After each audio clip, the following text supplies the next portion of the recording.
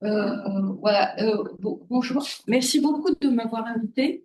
Et je retrouve Jacob Vogel sur la même thématique il y a 2 mois. C'était le 13, le 14 novembre. Donc, le colloque du Collège de France venait d'être annulé et j'en faisais partie. Et tout est parti d'un petit article qui part dans Le Point qui me citait dans un blog. En fait, c'était plutôt un blog de Mediapart et du journal Le Soir, Carta Academica, où je disais qu'actuellement, il y a une nécropolitique à Gaza qui est imposée par Israël. Et je parlais des principaux, donc je disais que la question palestinienne est une question européenne, puisque les principaux partisans de la politique de Netanyahou aujourd'hui, c'est le Rassemblement national en France. Bardella est parti rencontrer, donc c'est des évidences. Donc ils ont cité ça en disant que je disais n'importe quoi. Et il y avait Véronique Bontemps aussi, qui est chargée de recherche au CNRS, qui a été écartée. Et il y avait Stéphanie Latabdallah, qui est anthropologue et spécialiste de ces questions qui étaient citées dans cet article.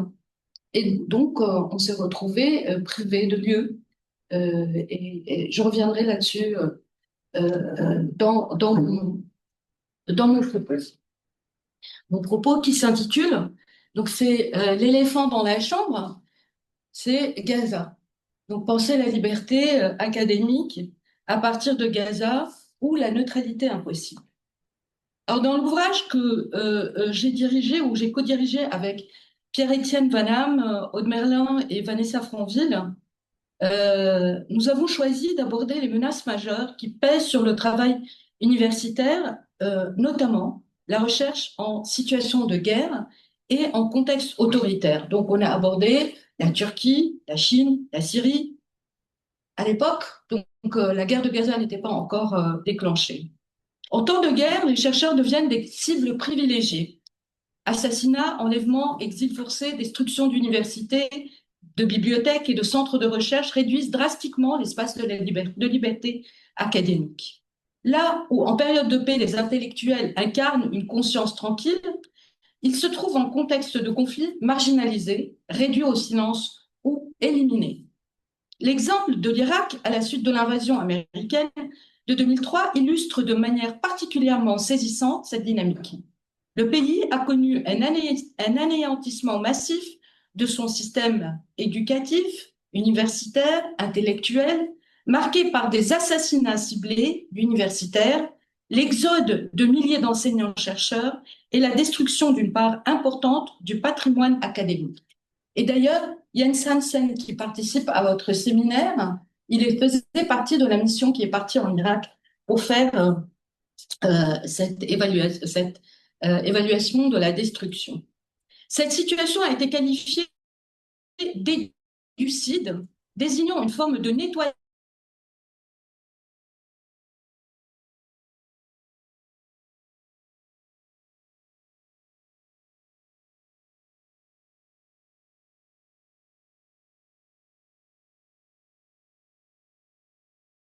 interne a été sévèrement réprimée. Une communauté transnationale de chercheurs syriens s'est constituée à l'étranger, produisant un savoir critique souvent plus riche, plus diversifié qu'avant le conflit. Enfin, les situations de post-conflit et de retour à l'autoritarisme, comme en Égypte ou en Tunisie actuellement, montrent que la liberté académique demeure profondément fragile tant que persistent des structures politiques répressives. La recherche est entravée par des politiques d'intimidation et de censure, conduisant fréquemment les chercheurs à l'exil, vécu à la fois comme une condition de survie intellectuelle et comme une contrainte lourde sur les trajectoires professionnelles. Et d'ailleurs, que ce soit le programme PAUSE ou chercheurs en exil, on a des chercheurs qui arrivent et qui peinent ensuite à reprendre la recherche. Le seul souci pour eux, c'est de survivre et de continuer à vivre tranquillement. Depuis octobre 2023, la guerre à Gaza met à rude épreuve le monde académique et révèle les tensions profondes entourant la production et la circulation du savoir sur la Palestine. Les annulations de plusieurs événements scientifiques, comme des conférences, des séminaires, le colloque du Collège de France, en sont la preuve. Elles témoignent des difficultés persistantes des institutions universitaires à garantir un espace de débat serein sur un conflit aux enjeux historiques, politiques et symboliques considérables. Pendant plus de 2 ans, la guerre à Gaza a mis en évidence que les universités occidentales ne sont pas seulement face à une tragédie qui se déroule en Palestine, mais qu'elles se trouvent également confrontées à leur propre vulnérabilité intellectuelle ainsi qu'aux limites des dispositifs juridiques censés garantir la liberté académique. La guerre à Gaza et la question palestinienne agissent ici comme un révélateur, mettant à l'épreuve la capacité des institutions à garantir la liberté académique dès lors que celle-ci entre en conflit avec les impératifs politiques, financiers, diplomatiques ou symboliques. Et là, je reviendrai peut-être dans la discussion sur les aspects financiers et sur le boycott des universités israéliennes, ou en tout cas des programmes Horizon 2030 financés par l'Europe et qui sont en lien avec l'armée israélienne qui poursuit ses attaques en Cisjordanie et à Gaza. Les mobilisations étudiantes en Europe, les prises de position censurées, les colloques annulés, les partenariats défendus au nom de la neutralité, tout cela dessine un paysage paradoxal où la liberté académique est à la fois invoquée et restreinte. Les situations observées à l'Université libre de Bruxelles, mon université, à Sciences Po, ainsi que lors de l'occupation de l'EHESS, sont emblématiques de ce paradoxe. Comment concilier la défense du pluralisme avec la nécessité morale de nommer la violence à Gaza ou le génocide à Gaza? Comment préserver un équilibre institutionnel sans en venir à neutraliser la critique? Pour analyser cette tension, je m'appuierai sur 3 axes. D'abord, je parlerai de la destruction du savoir en Palestine et les notions d'épistémicide et d'éducide. Ensuite, j'enchaînerai sur les mobilisations étudiantes et la fabrique de la neutralité institutionnelle, avec le cas de l'ULB que je connais bien. Et je terminerai par une réflexion théorique sur la liberté académique et la neutralité impossible.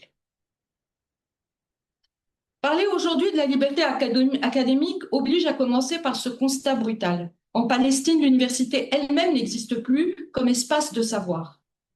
Depuis octobre 2023, la guerre a frappé le système, et vous l'avez bien dit, éducatif palestinien avec une violence inédite.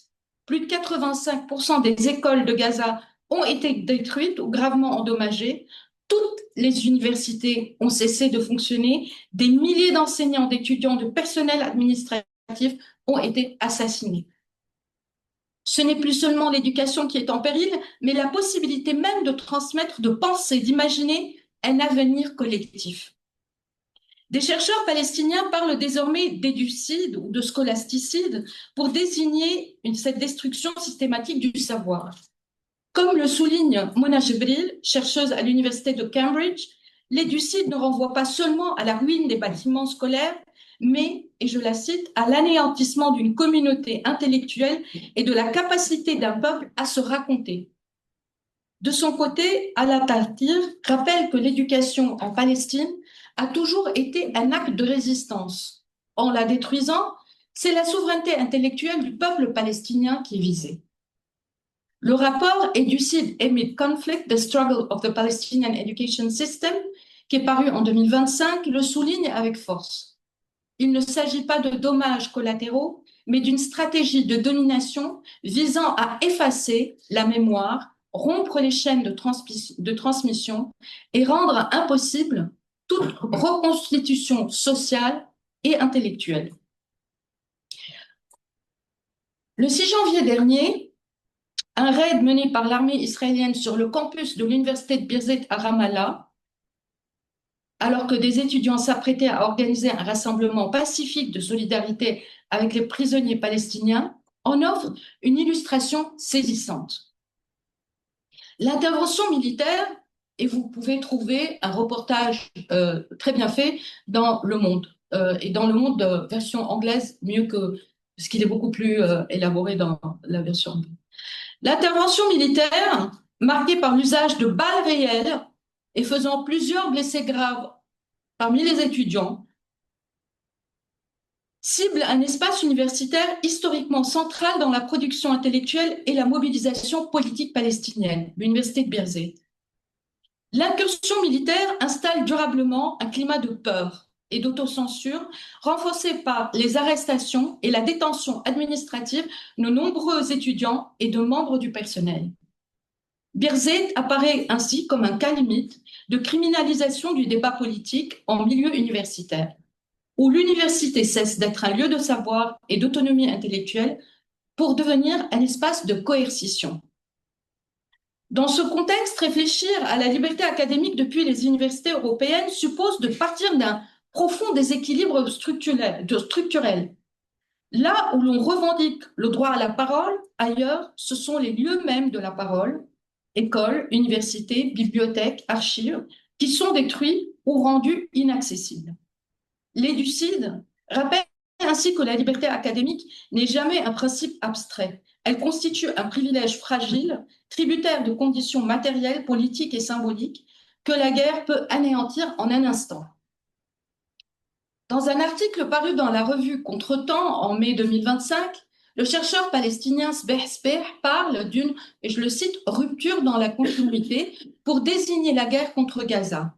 Les bombardements des universités, des musées, des cimetières ne constituent pas un épisode exceptionnel, ils s'inscrivent dans un continuum de violence et de déstructuration du champ intellectuel, culturel, artistique palestinien.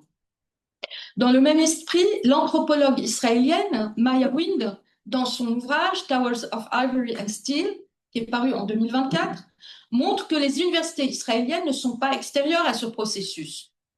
Elles en sont l'une des maillons centraux intégrés au complexe militaro-industriel et sécuritaire qui conçoit les technologies, les savoirs cartographiques et les outils linguistiques de la domination coloniale. Le champ académique devient ainsi un dispositif colonial. Il ne se contente pas de représenter le réel, il contribue à le fabriquer et à le produire. Le colonialisme n'occupe pas seulement l'espace, il capture les régimes de vérité. Détruire une université, c'est détruire la possibilité même d'une parole autonome. Penser la question palestinienne à partir de la liberté académique, c'est donc reconnaître que le savoir est un terrain de conflit. Au printemps 2024, les étudiants de l'ULB ont occupé le bâtiment B du campus du Solbosch, rebaptisé pour l'occasion Université populaire de Bruxelles. Inspirée des mobilisations américaines et françaises, cette occupation ne relevait pas seulement d'une protestation politique immédiate, elle s'inscrivait dans une tentative de réinventer l'université comme espace d'hospitalité intellectuelle, morale et politique, capable d'accueillir des voix marginalisées et des formes de pensée dissidentes. Cette initiative s'inscrivait dans une longue tradition d'auto-organisation étudiante à l'ULB, où les occupations ont constitué depuis 1968 un mode d'expression politique récurrent. Lutte pour les droits des migrants en 2003, 2009, 2021, 2024, mobilisation contre la prévention de l'enseignement en 2004, 2006, 2009, enfin, l'occupation de 2024 prolonge ainsi une histoire où les étudiants cherchent à intervenir à maintenir vivante la dimension critique et contestataire de l'université. L'occupation débute le 7 mai 2024 lorsqu'un large mouvement étudiant investit le bâtiment B pour exiger la rupture des liens institutionnels et financiers avec les universités israéliennes impliquées dans des violations du droit international. Les tensions s'intensifient rapidement sur le campus. Malgré la légitimité des revendications et la qualité démocratique des débats, les actions étudiantes sont systématiquement décrédibilisées, réduites à une radicalité militante qui empêche d'examiner sérieusement les demandes formulées. Ce même 7 mai au soir, en France, les forces de l'ordre interviennent à la Sorbonne et à Sciences Po Paris pour mettre fin aux actions de blocage pro-palestiniennes après que le Premier ministre Gabriel Attal a réaffirmé qu'il n'existait, et je le cite, aucun droit au blocage dans les universités. Ces interventions simultanées témoignent d'un durcissement général à l'échelle européenne face aux mobilisations estudiantines liées à Gaza. Cette dynamique fait de ces occupations de véritables gestes de reterritorialisation du savoir. Face à l'effacement de la Palestine dans l'espace public, les occupants réinvestissent un lieu universitaire pour y faire exister une pensée critique située et incarnée. À l'ULB, la pression étudiante augmente, croît pour obtenir la suspension des accords avec les universités israéliennes. Sous l'effet de cette mobilisation et au nom du conseil académique, la rectrice annonce le 27 mai 2024 la suspension des projets de coopération avec des universités israéliennes, mais dans un geste inédit, surréaliste, cette suspension est étendue aux universités palestiniennes, instaurant une fausse asymétrie entre des institutions israéliennes puissantes, pleinement intégrées au complexe militaro-sécuritaire, et des universités palestiniennes, celles de Gaza détruites, celles de Cisjordanie fragilisées par la guerre et l'occupation. Rappelons que l'ULB n'avait pourtant conclu aucun accord avec les universités palestiniennes. Loin d'apaiser les tensions, cette décision a révélé les contradictions profondes qui traversent notre institution et la difficulté persistante à penser la Palestine autrement qu'à travers des logiques d'équivalence artificielle et de neutralisation politique. Invoquant la nécessité de préserver le pluralisme et l'équilibre, la gouvernance universitaire a recouru à un vocabulaire apaisant qui masque une véritable politique de neutralisation. Sous la pression politique et médiatique, l'occupation est finalement évacuée par la force en juin 2024. La plupart des universités européennes et nord-américaines incarnent aujourd'hui cette politique contradictoire. Elles proclament haut et fort la liberté académique tout en exigeant un équilibre des positions qui, en pratique, neutralise la critique et en domestique les formes d'expression. La neutralité devient ainsi un dispositif de gouvernement, une manière subtile de réguler le discours sans jamais assumer explicitement la censure. Ce refus du conflit au sein même de l'espace universitaire s'est révélé avec une acuité particulière autour de la question palestinienne. Les institutions tolèrent la critique tant qu'elle demeure symbolique ou périphérique. Dès qu'elle interroge leur partenariat, leur diplomatie ou leur structure de pouvoir, elles la sanctionnent.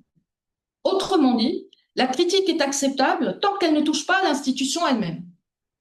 Dans ce contexte, la neutralité fonctionne comme un instrument de discipline. Elle façonne un espace discursif où certaines catégories, colonialisme, génocide, apartheid, deviennent imprononçables ou frappées de suspicion. Il ne s'agit pas d'une censure frontale, mais d'une économie de la retenue, d'un dispositif d'autolimitation qui pousse chacun à calibrer ses mots afin de ne pas franchir la ligne Palestine, devenue un véritable test de loyauté institutionnelle. La neutralité n'est pas le contraire de l'idéologie. Elle en est la forme la plus raffinée.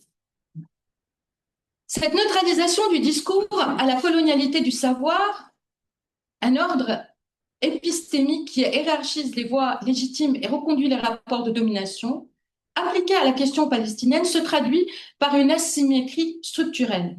La parole palestinienne est constamment ramenée à l'émotion, au témoignage ou à la subjectivité, tandis que la parole occidentale conserve le monopole du raisonnable, de l'objectif, du sérieux académique. Le pluralisme institutionnel n'est alors qu'une mise en scène d'équilibre. Il prétend donner la place à toutes les voix tout en préservant la hiérarchie du savoir. Mon expérience personnelle est à cet égard, c'est drôle, c'est tous à mon expérience personnelle, est à cet égard éclairante. Je suis française, d'origine libanaise et palestinienne. Je suis souvent sollicitée pour témoigner, faire office de contrepoint face à un collègue israélien ou incarner une parole indigène censée légitimer la tenue d'un événement scientifique. Dès qu'il s'agit d'aborder la question israélo-palestinienne, mon institution, privilégie souvent un savoir blanc, perçu comme neutre, non dérangeant, reléguant les voix directement concernées à la périphérie, dans des rôles assignés et strictement encadrés. Ce faux équilibre est au cœur de la crise contemporaine des universités. Loin de favoriser un espace de débat réel, il transforme l'université en un lieu de gestion des différences où le dissensus est toléré tant qu'il reste décoratif, mais jamais lorsqu'il interroge les structures de pouvoir ou les alliances géopolitiques. L'institution devient ainsi un espace d'administration de la diversité plutôt qu'un lieu de production de pensée critique. La guerre à Gaza révèle avec force que la liberté académique en Europe est une liberté sous condition. Elle demeure intacte tant qu'elle ne remet pas en question la diplomatie, les partenariats stratégiques ou les financements. Dès qu'elle touche à ces enjeux, elle se heurte à des mécanismes de neutralisation, suspension d'événements, accusation de militantisme. Dernièrement, il y a une grosse campagne en France, accusation d'antisémitisme, discours de prudence institutionnelle. Les universités recourent alors à une rhétorique empathique, compassion, sans engagement, qui exprime moins une attention réelle à la souffrance qu'une peur fondamentale, celle d'être accusé de partialité. Or, comme l'a montré Maya Wind, ne pas nommer la complicité entre savoir scientifique et violence d'État, c'est déjà prendre parti, celui du silence. Ne rien faire, ne rien dire, refuser de reconnaître les rapports de domination qui structurent l'espace académique, c'est reproduire la colonialité du savoir. Réaffirmer la liberté académique implique donc de rompre avec cette neutralité de façade et d'assumer une liberté située, une liberté qui reconnaît que tout savoir est produit quelque part, depuis une position, dans un contexte de pouvoir, et qu'il existe une responsabilité intellectuelle à nommer les violences, même lorsque l'institution préférerait qu'on les taise. L'annulation en novembre 2025 du colloque consacré à la Palestine au Collège de France. Non, c'est bon. J'ai cru que j'avais perdu mes papiers. A constitué un choc symbolique. Présentée comme un geste de neutralité pour éviter la polémique, cette décision illustre le paradoxe d'une université qui invoque la liberté pour mieux en circonscrire l'usage. Dans sa lettre, le ministre Philippe Baptiste revendique la défense des libertés académiques, tout en exprimant son doute quant à la capacité du Collège de France à garantir un véritable pluralisme des libertés d'idées. Je le cite.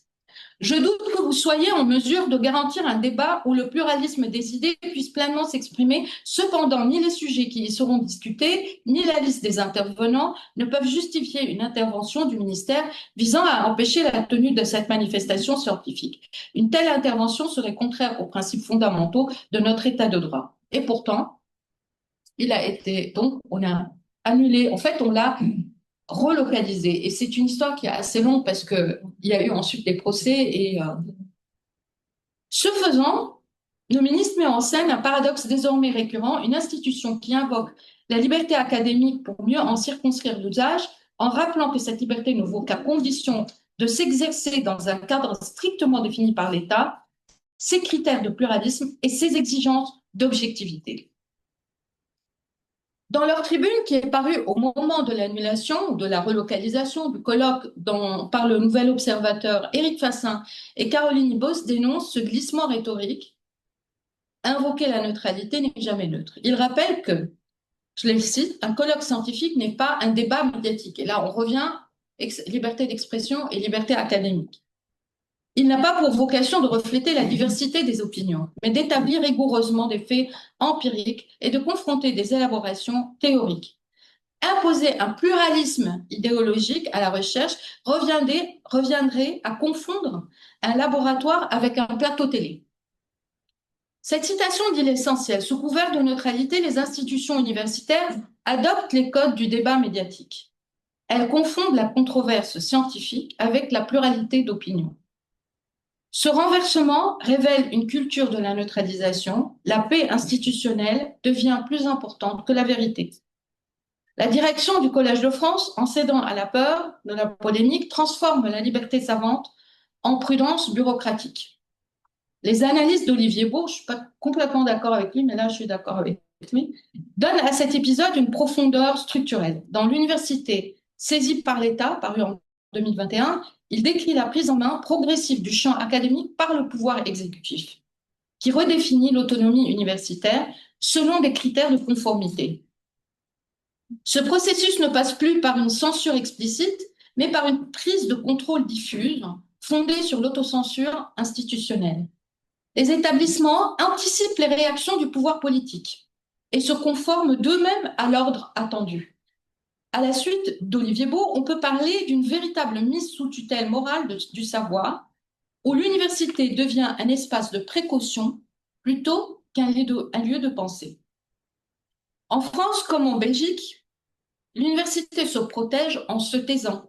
La neutralité se transforme en stratégie de survie. Pour les chercheurs, les enseignants qui travaillent sur l'effacement d'un peuple, l'injonction à entendre l'autre récit devient parfois presque impossible à supporter. Je sais, en écrivant ces lignes, combien cette tension est vive et inconfortable. Mais c'est précisément dans cet inconfort que se joue la dignité du savoir. Refuser la neutralité revient à rappeler que la liberté académique n'est pas absence de conflit, mais capacité à l'assumer. Aujourd'hui, elle est doublement menacée par la tutelle administrative de l'État et par la moralisation anti-intellectuelle du débat public. L'affaire du Collège de France met en lumière la neutralisation du savoir critique. La liberté académique n'y est pas formellement supprimée, elle est administrée, encadrée, conditionnée. Autrement dit, ce n'est plus la pensée qui est mise en cause, mais la manière dont elle perturbe l'ordre discursif. Cette dynamique marque un glissement profond. La gouvernance universitaire s'est transformée en gouvernementalité du discours. L'institution ne dit pas ce qu'il faut penser, elle dit ce qu'il est prudent de ne pas dire. La censure ne prend plus la forme d'interdiction explicite, mais celle d'une gestion préventive de la parole, où l'autolimitation devient la norme pour éviter accusations, polémiques ou sanctions. Cette logique révèle une crise de la responsabilité intellectuelle. La liberté académique cesse d'être un espace pour affronter le conflit et devient un mécanisme d'évitement. Je vais conclure. Dans son rapport, publié le 15 octobre pour France Université, Stéphanie Balme revient sur l'attitude des autorités françaises après les attaques du 7 octobre 2023, marquées par un tournant sécuritaire. Le ministre de l'Enseignement supérieur appelle à sanctionner tout propos susceptible d'être interprété comme un soutien au Hamas, tandis que le CNRS rappelle les risques juridiques pesant sur la liberté d'expression. Dans ce climat, la recherche sur la Palestine déjà fragile se trouve davantage entravée. Les chercheurs sont confrontés à des restrictions d'accès au terrain, et on l'a vu avec l'interdiction de Vincent Lemire, puis l'ouverture du terrain à Vincent Lemire en Israël, à des pressions policières, à des accusations récurrentes d'antisémitisme, dès lors qu'ils critiquent la politique israélienne.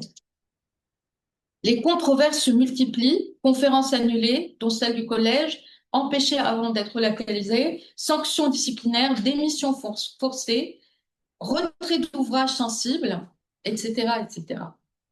Le climat favorise les pratiques de délation et de surveillance informelle, rappelant le modèle américain de Campus Watch. Dans ce contexte, la frontière entre analyse académique et soupçon politique devient extrêmement ténue.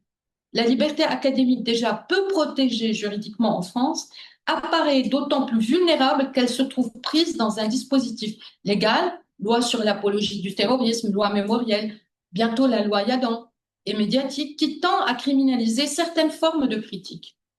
C'est précisément pour répondre à cette fragilisation structurelle que le rapport de Stéphanie Balme recommande de doter la liberté académique d'un socle juridique robuste en l'inscrivant explicitement dans le bloc de constitutionnalité, soit par une révision de la Constitution, soit par l'adoption d'une charte dédiée intégrée à celle-ci. Une telle proposition souligne à quel point les débats actuels exigent des garanties structurelles fortes à la hauteur des menaces contemporaines qui pèsent sur le monde académique. En somme, la guerre à Gaza révèle et accentue les vulnérabilités profondes de la liberté académique et agit comme un miroir. Elle met au jour combien l'invocation de la neutralité s'apparente, dans bien des cas, à une forme de peur institutionnelle. Les universités revendiquent la liberté tout en se retranchant derrière la prudence. Mais la liberté académique ne se mesure pas à la tranquillité des institutions, mais au courage de penser dans l'inconfort. Elle commence là où l'université cesse d'avoir peur d'elle-même, non comme lieu de consensus, mais comme laboratoire du dissensus éclairé. Merci.